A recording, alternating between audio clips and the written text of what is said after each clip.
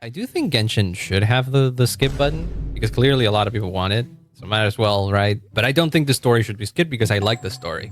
You got tired of endless story? Well, my guy, this is a story-based exploration open world game. Don't know what to tell you if you didn't expect this to have a lot of story. I think I'm an HSR's player. Well, that game has a longer story. Really disappointed in Nadlin. Why specifically? I'm curious about that. Because a lot of people have like opinions on Nadlin, and I'm like, interesting. I didn't feel like that at all. But yeah, no, like a lot of people have their thoughts on Genshin's story. Clearly, a lot of people still enjoy it because I mean, go look at any comment section for a cutscene in any Genshin cutscene. You will find a lot of people praising it. So clearly, it is still a game loved by a lot of people thanks to its story. So clearly, it's doing something. Now, whether or not you like it, that's on you. Lord knows that there's plenty of things that I have gripes with in the story of Genshin. None of my gripes have been massive enough that it upsets me to the point of not wanting to play the game anymore, you know? And so therefore, I'm still in it. I'm enjoying this game very much. And in fact, I think Notcry has been some of the best that the Genshin story has been. So I'm very excited about the Snezhnaya, the future. The Nation of War, Pokemon Power Fresh.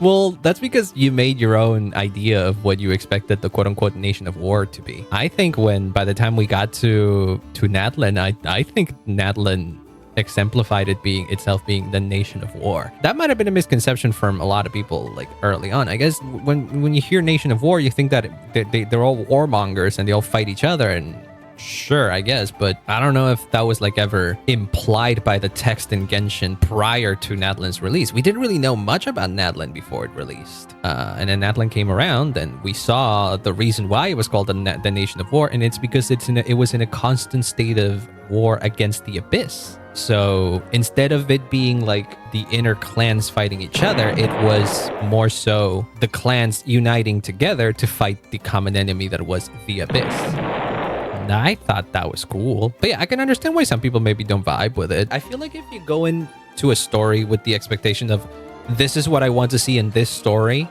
you can't be mad when the story doesn't give you that.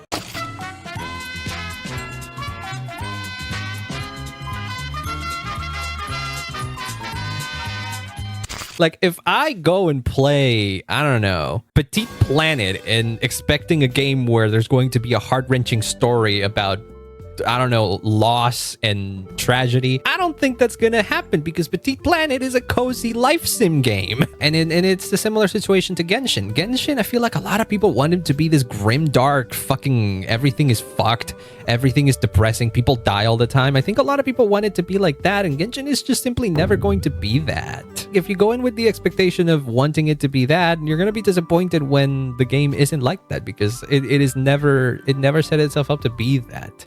To think there was a time where Honkai Star Rail players would mock Genshin players because Star Rail was doing everything that Genshin wasn't. And nowadays, it feels as if Honkai Star Rail players are envying Genshin players. Well, I'm generalizing, and that's not something that I like doing. But I did notice it happening. A lot of like the public opinion of these two games have kind of shifted. I do find that funny as someone who plays and enjoys both. Star Rail also gets a lot of flack for not killing off characters, and we saw it happen a lot with Himeko. Because of Himeko's famous fate over in Honkai Impact, people were thinking that, I don't know, the same thing would happen on Honkai Star Rail, and it didn't happen. And I think it didn't happen for a very valid reason. And yet there's still people being upset. Like, come on.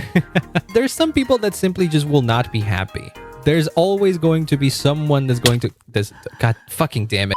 And I'm not saying that this is what the community is like as a whole, by the way. When I say that there's people that are going to be upset whether Himeko died or not, well, I'm not generalizing the entire fan base. What I'm saying is that there's clearly a group of people, a subset of the fan base that want more stakes in maybe character death, and them to stop doing like all the fake outs, quote unquote, that they do. And then there's another subset that is like enjoys the story as it is today. Let's not fall into the Goomba fallacy here.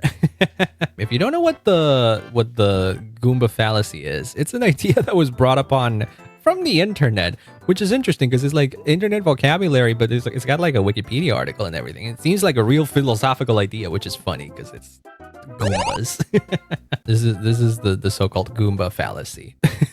It is presented through a Goomba who is looking at Twitter and then is seeing that there's a specific group of people that has an opinion A that contradicts an opinion B, and then another group of people that have opinion B that contradicts opinion A. But because they see it all through Twitter, they think that these two different groups are the exact same group, and therefore the whole thing is a quote-unquote stupid walking contradiction, whereas in fact they're two different, you know, types of people that have different opinions. But because they're all filtered through a fucking stupid social media algorithm, there's others that think that this is just the whole community.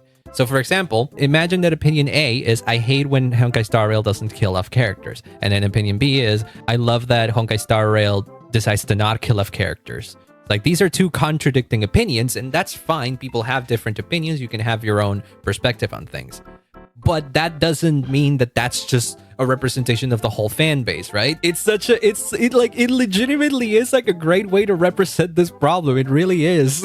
But yeah, I acknowledge that when it comes to like gacha opinions, there's always like two sides to it, or that there's like a spectrum of opinions, and so you can't really generalize one thing for the whole fan base. So I wouldn't say that everybody in the Honkai Star Rail fan base got upset at Himeko not dying or Himeko surviving. Some people did. I personally didn't. I personally loved the story, right? And I'm not gonna complain about it. And then there's also a bunch of other legitimate criticisms that I've seen of the story that do make sense. As it turns out, a lot of these things are nuanced. Once again, I'm bringing up nuance in this discussion because it always is like that. It always is like that.